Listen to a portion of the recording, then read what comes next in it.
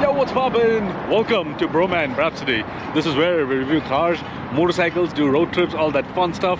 You see my hat? I have a Morini hat on. Where am I? I am in Denver, Colorado, and this is Coyote Motorsports. And for the next few days, what I'm going to be doing is I'll be on this 2023 Moto Morini X Cape 650, and we'll be riding all over Colorado. So it's going to be 5 days of fun. I don't know how much of that's going to come on the video, but hey, that's what it's going to be. And I'm going to try to find out if this motorcycle is what it's supposed to be. It's an adventure touring bike. We'll see how it does its touring part and the adventure part, and is it fun to ride? So stay tuned. Let's go inside and find Brian from Coyote Motorsports. Check out some of his cool toys. Why not, right?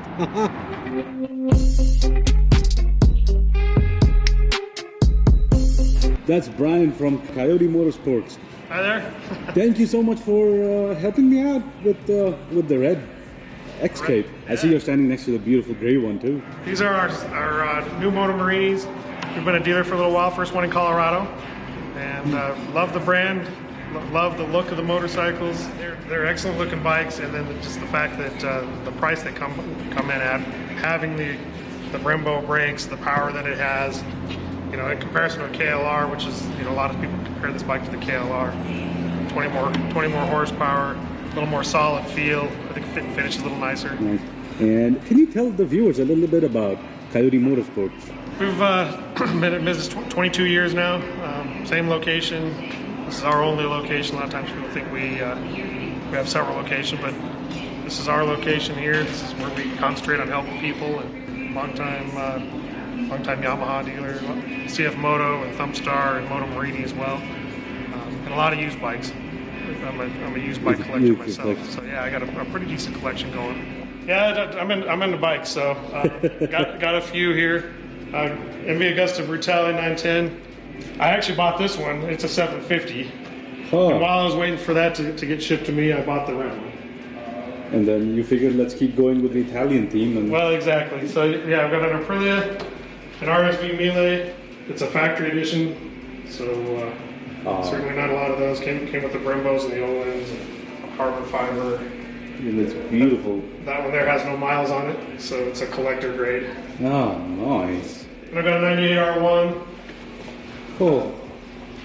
It's another one of my personal favorites. It's got Marcassini wheels on it. This one's, we like things trick.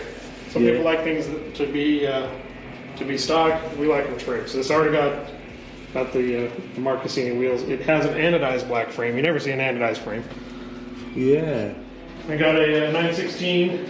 Oh, you gotta have a couple of these. Again, this one's got some Marcassinis on it. A little fancier wheels than what it came with stock. The 3-spokes are great, but we like the looks of these a little better. And then 996. Yeah, got a 996. I love the yellow. Purchased this one before I bought the red one. So then we got a Moto SB8R. That one's got 1 mile on it. That's it? 1 mile? Yeah, 1 mile. Yeah. And just look at this bike, man. Yeah. Air scoops. That's your Ram Air? That is Ram Air, yeah. Wow. Ram Air, it's all carbon fiber. The tail section is self-supporting carbon fiber, so there is no subframe. Cool. So to my knowledge, that's the only company that's ever done that. Cool. Super expensive, I'm sure, to make. Yeah. Back half of the frame is actually carbon fiber, sandwiched carbon fiber. Yeah. They just bolted together. So that's again, this is the type of thing that every piece on the bike is like art. The bodywork's all carbon fiber. The gas tank is composite. It runs a Suzuki motor. It's an SB8R, so Suzuki Bobota, the 8th version of a Suzuki that they built. Oh. And it was fuel injection, which at the time was unheard of. And it uses a TL1000R motor that's been kind of hopped up. This is an OW01. I bought this one from Iconic Motorcycles, or Iconic Motorbikes, excuse me, in California. Oh. It's got an FZR 1000 motor in it to begin with, and it also has an RC30 rear swing arm and a wheel. So that was kind of unusual about it. Probably hurts the value of it, but I didn't care because my ultimate bike when I was like 18 years old, would have been an OW01 with an FZR 1000 motor. I'd have built FZR 1000 back when I was 18. Again, thank you so much Thank for you. showing me around. I love these things, man. And how do people find you? Do you have a Facebook page, Instagram? Yeah, Coyote Motorsports. It's easy to find us that way. Well, guys, come on down, check them out. I'll put their website link and all the social media link in the video description below. Come on down, show them some love, and a huge thank you to you once again, man. Yeah, be one of the first on a Moto Morini. These bikes are great. Yeah? I've got nothing but good things to say about them. Right on. I'm sure I'm going to have some fun. So, thank you, and we'll see you soon. Right on. All right, so let's do a quick walk around of this motorcycle. Up front, you have LED DRLs, LED headlights, and turn signals. Spoked wheels in the front, dual discs with Brembo brake calipers, and you can see the steel braided lines. Now this bike has a 25-degree rake angle. What's a rake angle, you ask? We'll draw perpendicular on the steering mount for the fork tube. That's your rake angle. Shorter the rake angle, the more nimble the bike is, and larger the rake angle, the more stable it is at higher speeds, highway speeds, and such. At the heart is the 649cc parallel twin producing 60 horses and 45 foot-pound of torque. Beautiful single exhaust. Tells you it's a Moto Morini 649. The Italian flag, the tricolore. And I love that logo on the tank. And look at these sharp lines everywhere. Pretty cool. Nice deep cut seat. You have a luggage rack. You also can get panniers and a top case for this bike. Yeah, it looks a little dirty because I'm doing this at the end of my ride, so bear with me. You have LED lights, tail lights, LED turn signals. Now this has a 57.8-inch wheelbase, weighs about 514 pounds, and a 33-inch seat height. Beautiful fuel tank, 4.5 gallon fuel tank.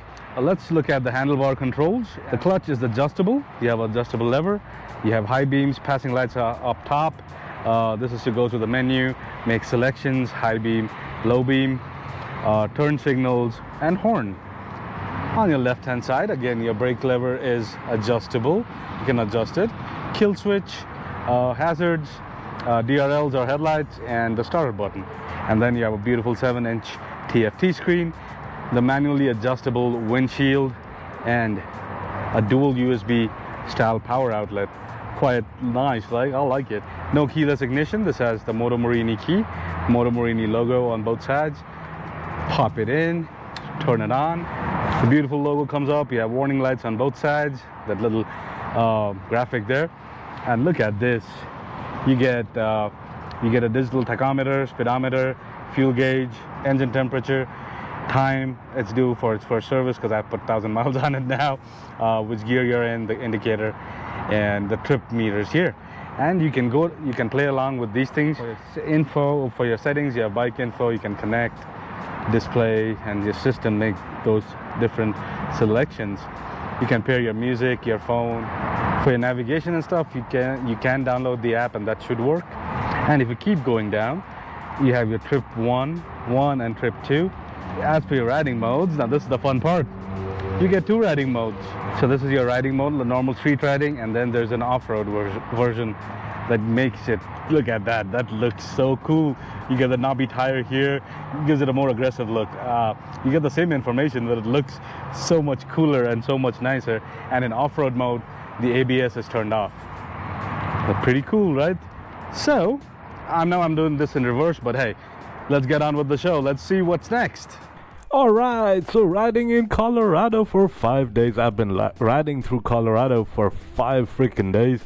So I started this ride on Labor Day, and yeah, it's been going into June, and guess what? There's like snow everywhere. This is Colorado for you guys. This is awesome. I've been having so much fun with this little bike. Yes, it's got a short wheelbase, it's pretty light, a steep rake angle, all of that. What does it mean? It means it's a fun bike to ride. It's just so much fun to throw around these like little curves and stuff, and it's just fun. It's just been a blast. I've taken it through highways, through some of the beautiful riding roads in Colorado, Pikes Peak, Skyline Drive, $1 Million Highway. We've gone through a bunch of passes. It's me and my buddy doing this ride. So yeah, it's been fun. So this review is going to be a little different. I'm going to compile all of my rides and everything that I found out and tell you guys about it. Look at that beautiful, beautiful, beautiful view. So pretty, right?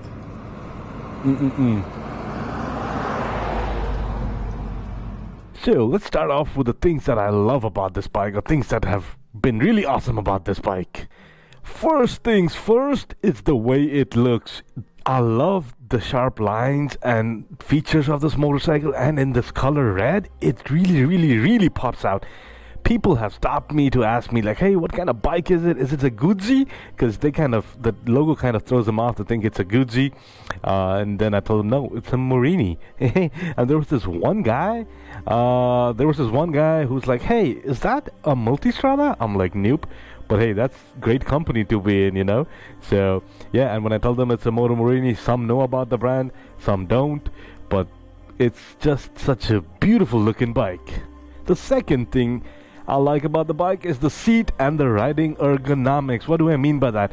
Well, the handlebars are really at a comfortable position. They're pretty wide, so it kind of helps in maneuvering the bike. I would add maybe an inch riser to the handlebars, but they're not too bad. They are pretty comfortable. My arms are pretty relaxed. And the seat, I like the seat. I love the cut of the seat. It's pretty comfy. It's pretty comfy as far as stock seats go, and my legs are not bent weirdly. My legs aren't tired. Of course, like if you're riding all day, your butt is gonna be sore. So there's that. But as far as stock seats go, it's not bad. It's not the worst seat I've been on. And of course, there's better aftermarket options. But overall, I'd give this a great. I'd say like this is a very good, comfy seat, and it's a great riding position, you know. And then there's the handling. I told you it's a light bike. It's with a short wheelbase, steep brake angle, which makes handling very good and very easy.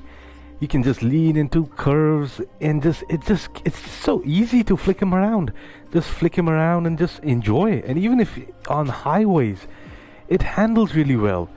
And yeah, there's not much to it. I mean, it's just simple. It's not overpowered. It's not underpowered. It's just perfect. It's just perfect. I mean, you might have to ride it a little harder, like higher in the revs at times, but the handling part, yeah, it's great. It's so great at it. And of course, there's the price tag. The price tag.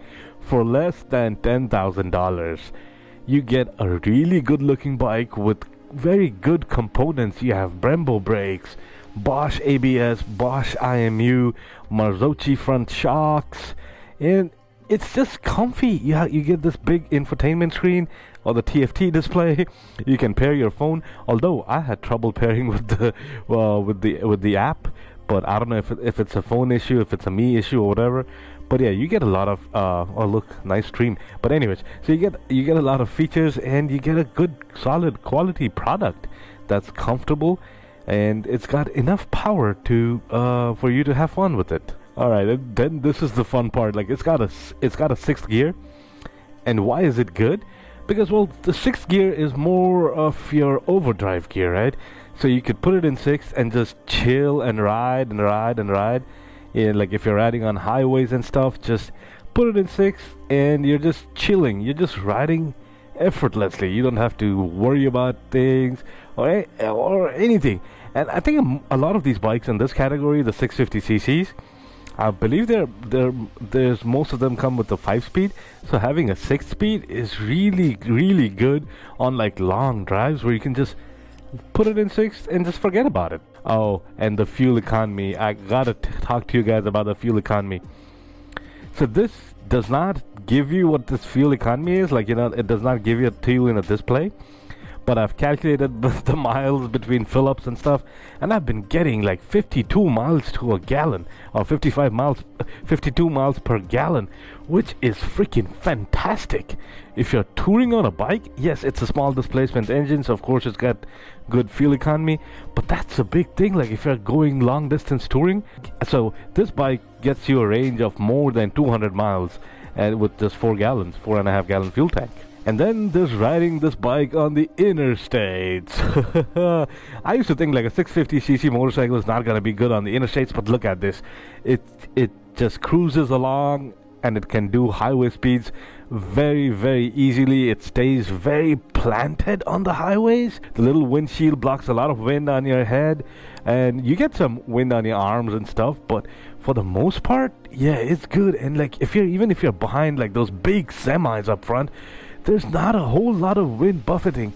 I mean, and if you wanted to pass people on the highways or on the interstates, yes, you're gonna have to downshift, and it's gonna take a bit longer than a motorcycle with like a much larger displacement engine. You can see, like, there's a lot of wind buffeting that comes around these, like when you're riding behind these big semis and big vehicles. Yes, there's a lot of wind buffeting. I can feel it in my body, but look at the bike. It's just planted. It's just staying planted. We are doing highway speeds. We're trying to pass people, and it's doing it effortlessly. Very effortlessly. I am really surprised by that. Now, it's gonna take a minute to get up to speed, unlike a bike with a much bigger displacement engine, but this is still just fine. This is just fun. Now, there's one thing I missed for highway riding or interstate riding is cruise control. The 650s do not have the cruise control. I'm hoping that the 1200s come with it. Okay, and my favorite thing to do is riding at night. And this has something. It's got backlit switches. And you might think that doesn't make any sense in the grand scheme of things. No, but look at it. All your switches are lit up. So why does it help? Like, I do a lot of riding at night, and at times you don't have to fumble. You kind of have to guess and fumble around the switches to figure out if you're going to try to change lanes or stuff like that. So this is very easy, and this is so helpful. I wish more manufacturers did this. I really do. And when you're riding at night, this bike does not have any fancy aftermarket headlights or the driving lights or anything like that. And I know that the GoPro doesn't do a really good job of capturing like footage at night, so it might be a little grainy or whatever. But this bike is lighting stuff up in front of me just fine, and this is just the stock headlights. I do not have driving lights. I do not have clear waters. Nothing.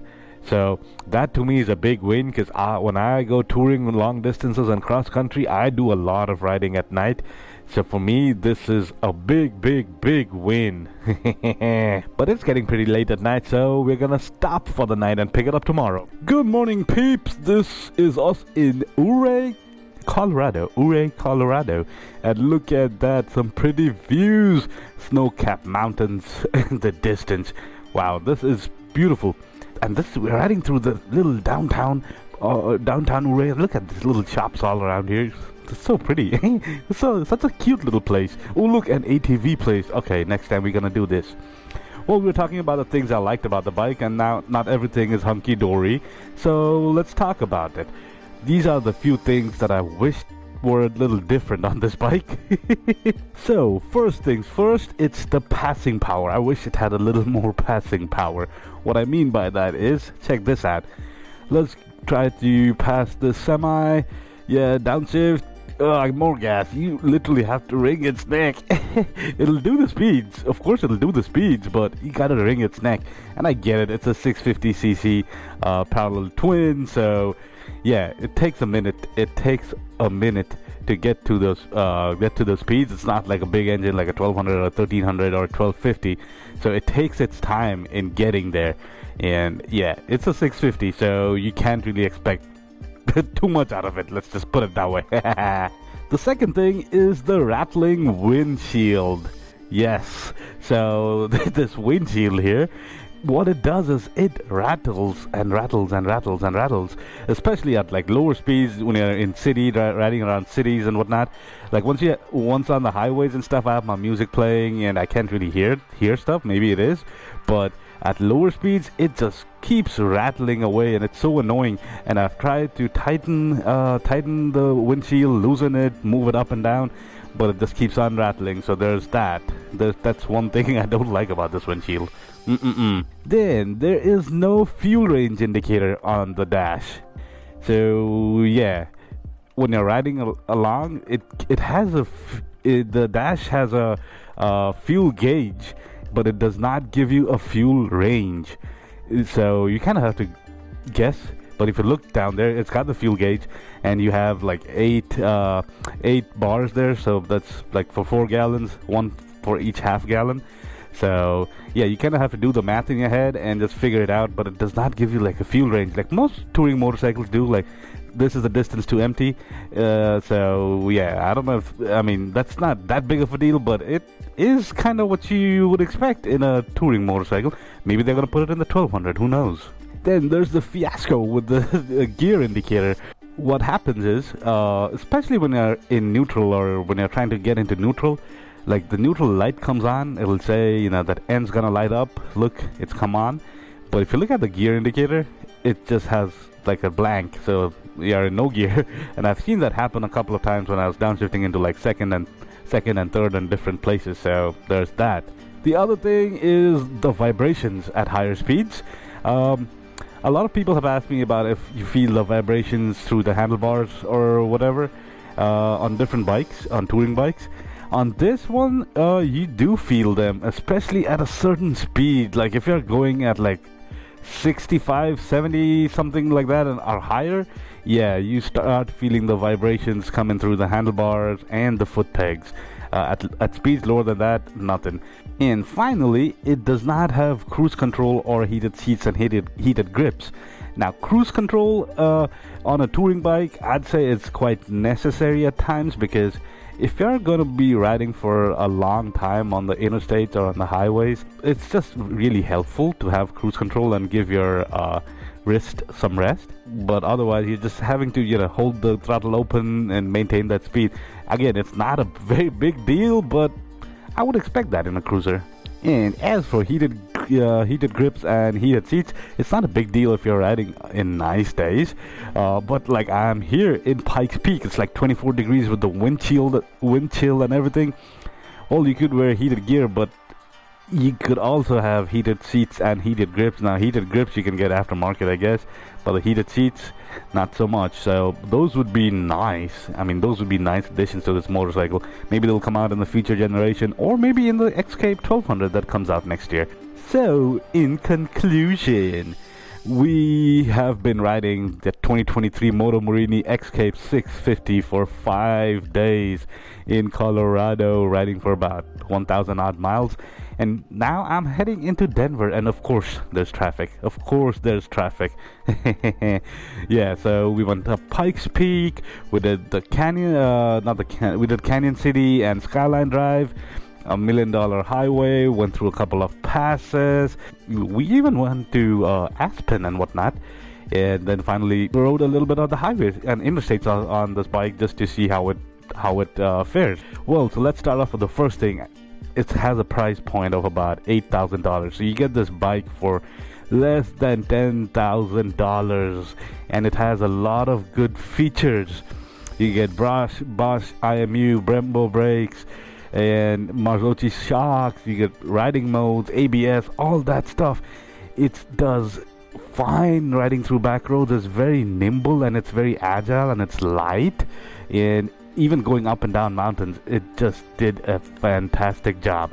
And then once you're on the highways or riding the interstates, this stays super planted, and it's super comfy. It's comfy as well. It stays planted. It doesn't want to go one way or the other. Not a lot of wind buffeting, and it has pretty good wind protection. You got this little windshield up here, and that blocks a lot of wind to your head and upper body. Now you are gonna get some wind from the sides, and because, you know, there's not a big fairing in front, but that's not bad. And I wish it had cruise control and heated grips, but at $8,000 you cannot fault it. And I want to give a huge shout out to our friends at Moto Morini and Coyote Motorsports for loaning me this bike and letting me take it out for a spin. For $8,000, this is a great motorcycle. It's light, it's nimble, it's agile. You can commute, you could ride it as a beginner, you could tour on it. What else would you want, man? This is a great bike. Go check it out.